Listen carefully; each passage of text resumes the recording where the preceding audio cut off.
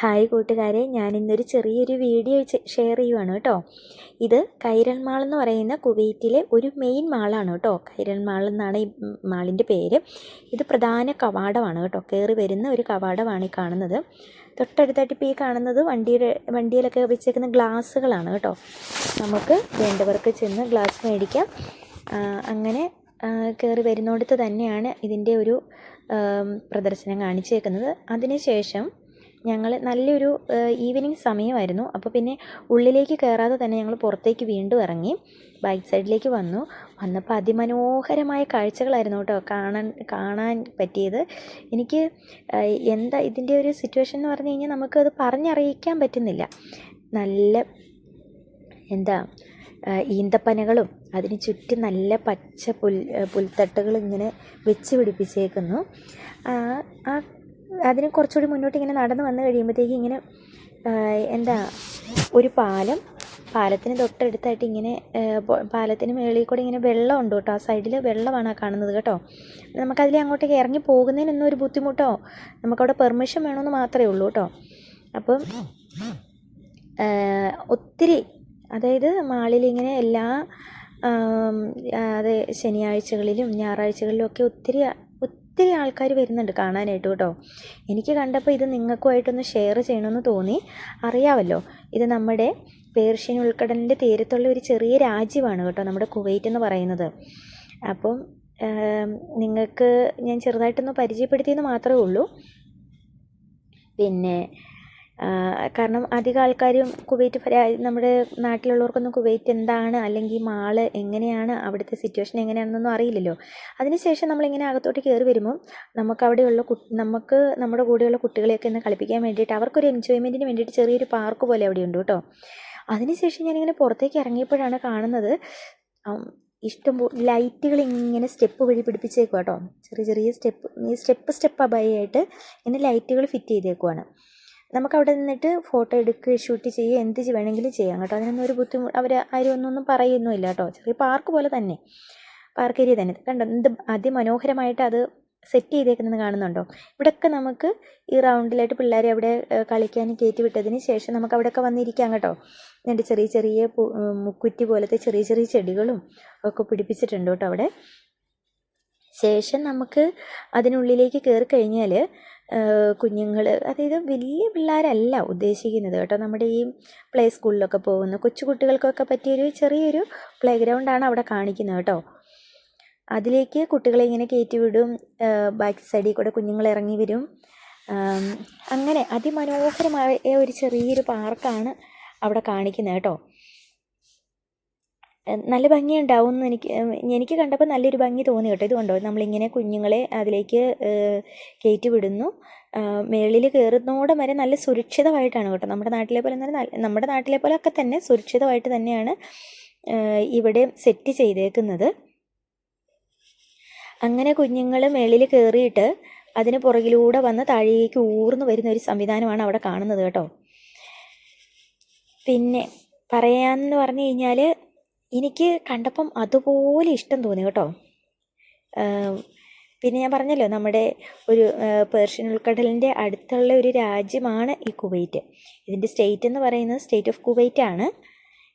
എല്ലാവർക്കും അറിയുന്ന പോലെ തന്നെ പെട്രോളിയമാണ് നമ്മുടെ ഈ കുവൈറ്റിൽ ഉൽപ്പാദനം എന്ന് പറയുന്നത്.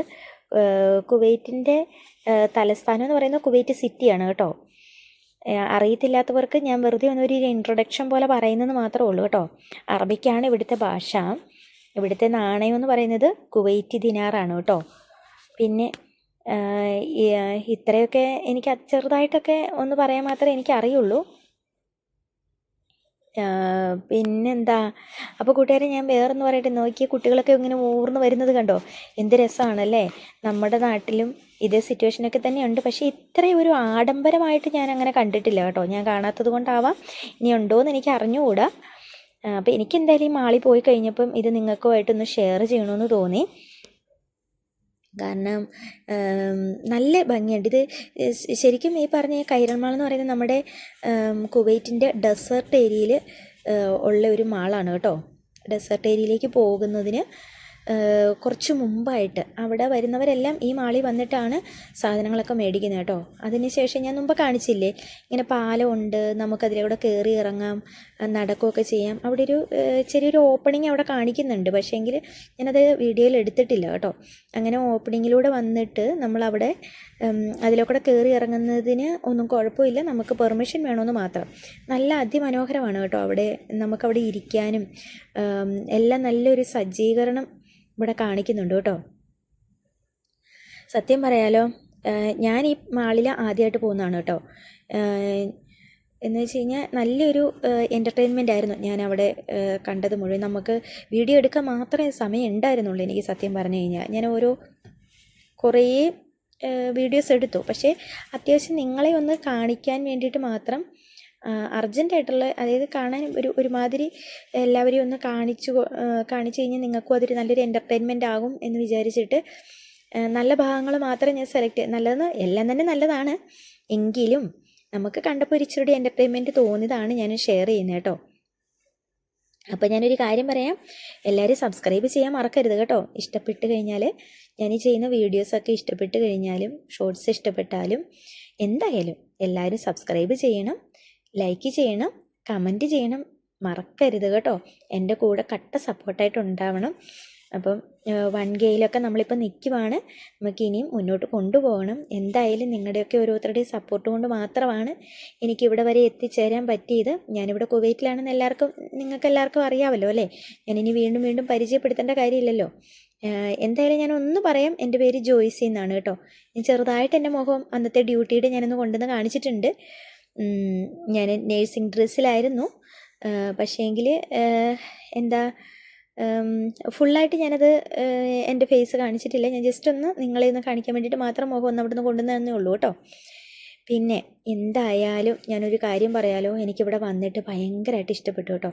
ഇപ്പോൾ തന്നെ നമ്മൾ ഇത് കാണുന്നുണ്ടോ, എത്ര അതിമനോഹരമായിട്ടാണ് ലൈറ്റും നല്ലൊരു കെയറിങ്ങും. എന്ന് വെച്ച് കഴിഞ്ഞാൽ നമുക്ക് ഒരു കുഞ്ഞുങ്ങൾ അങ്ങോട്ട് ഓടിപ്പോയാൽ പോലും ഒന്നിടയിലൂടെ താഴോട്ട് പോകാൻ പറ്റത്തില്ലാത്ത രീതിയിലാണ് അവിടുത്തെ സജ്ജീകരണങ്ങൾ കേട്ടോ.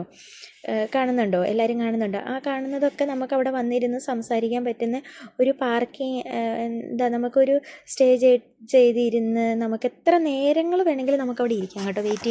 വെയിറ്റിംഗ് ഏരിയ പോലെയാണ് ആ കാണുന്നത് കേട്ടോ. അതിനുശേഷം ഞാൻ മാളിനുള്ളിലേക്ക് കയറി കേട്ടോ. അവിടെ ആണ് കാണേണ്ടത് സത്യം പറഞ്ഞു കഴിഞ്ഞാൽ. കുഞ്ഞുങ്ങൾക്ക് എൻജോയ്മെൻറ്റ് ചെയ്യാനായിട്ടുള്ള ഓരോ പ്ലേസുകൾ തന്നെയാണ് കേട്ടോ. നമ്മൾ അവിടെ പേയ്മെൻറ്റ് ഒന്ന് കൊടുക്കണം കേട്ടോ, പേയ്മെൻറ്റൊക്കെ കൊടുക്കണം, ഫ്രീ ആയിട്ടല്ല. എങ്കിലും കണ്ടപ്പോൾ എനിക്ക് അതിമനോഹരമായിട്ട് തോന്നി കേട്ടോ. ഗെയിമുകളായിട്ടും നല്ല സുരക്ഷിതമായിട്ട് കുഞ്ഞുങ്ങളെ കെയർ ചെയ്തിട്ട് പ്ലേ ചെയ്യുന്ന അതിന് സെപ്പറേറ്റ് ഓരോ ഗെയിമിങ്ങിനും ഓരോരുത്തരവിടെയുണ്ട്. ഒന്നല്ല 2 പേര് വെച്ചിട്ടൊക്കെ ചിലതിനുണ്ട് കേട്ടോ. അപ്പോൾ നിങ്ങൾ കാണുന്നുണ്ടാവുമല്ലോ, കണ്ടു നോക്കിക്കേ. ഗെയിം കളിക്കാനായിട്ട് നമ്മൾ നമ്മുടെയൊക്കെ നാട്ടിൽ നമ്മൾ ടൂറ് പോകുമ്പോഴൊക്കെ ഇങ്ങനെ അവിടെ ഇതുപോലൊക്കെ തന്നെ ഉണ്ട്. എന്നാലും ഇത് മാളിനുള്ളിൽ ഞാനിങ്ങനെയൊക്കെ കണ്ടപ്പം എനിക്കിത് നിങ്ങളെ ഒന്ന് കാണിക്കണമെന്ന് തോന്നിയിട്ടാണ് കേട്ടോ ഞാനിപ്പോൾ ഈ വീഡിയോ ഷെയർ ചെയ്യുന്നത്.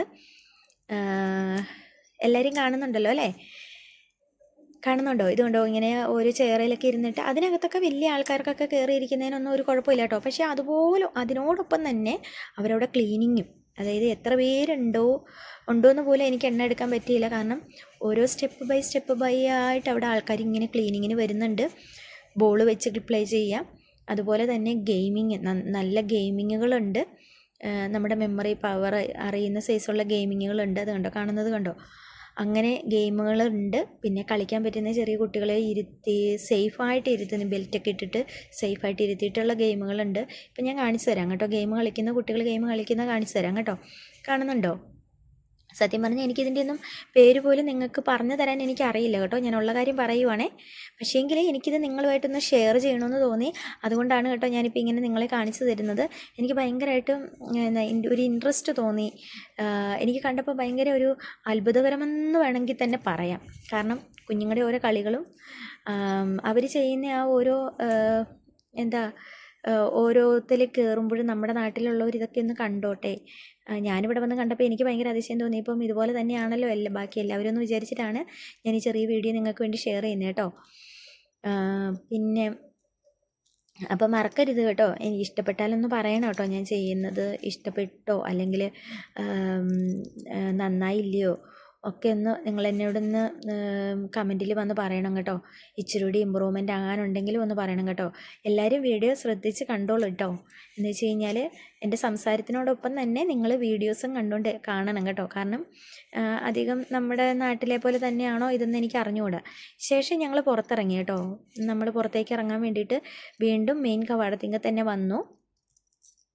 നമ്മൾ പുറത്തേക്ക് ഇറങ്ങിയിട്ട് ഞങ്ങൾ പോരാനായിട്ടുള്ള ഒരു പരിപാടിയില്ല. കാരണം അന്നേരം തന്നെ സമയം ഏകദേശം 10 മണിയായിരുന്നു. കാരണം കുഞ്ഞുങ്ങൾ കളിച്ചു, കളിയൊക്കെ കഴിഞ്ഞിട്ട് മടുത്തിട്ടുണ്ടായിരുന്നു, ക്ഷീണിതമായിട്ടുണ്ടായിരുന്നു പിന്നെ ഇവിടെ നമ്മുടെ കുഞ്ഞുണ്ടായിരുന്നു, എൻ്റെ കൂടെ കുഞ്ഞുണ്ടായിരുന്നു. കാണുന്നുണ്ട് ചെറുതായിട്ട്, നിങ്ങളൊന്ന് ചെറുതായിട്ട് കാണുന്നുണ്ടാവും കേട്ടോ. എന്നിട്ട് ഞങ്ങൾ ആ പറഞ്ഞ പോലെ നമ്മുടെ ഈന്തപ്പനയുടെ ഇടയിലൂടെ ഇങ്ങനെ നടന്ന് ഞങ്ങളങ്ങ് പോവാണ് കേട്ടോ.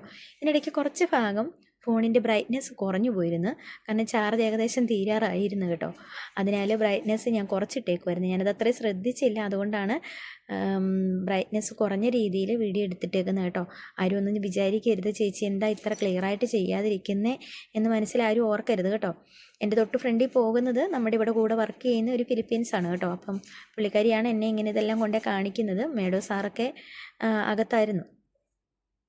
പുള്ളിക്കാരി പറഞ്ഞാൽ വീഡിയോ എടുത്തുകൊണ്ടിരിക്കുവാണ്. പല പ്രാവശ്യം അവിടെ വരുന്നുണ്ടെങ്കിൽ നമുക്ക് ഓരോ ദിവസവും വരുമ്പോഴും നമുക്കിത് വലിയൊരു പുതുമയായിട്ട് തന്നെയാണ് കേട്ടോ തോന്നുന്നത്.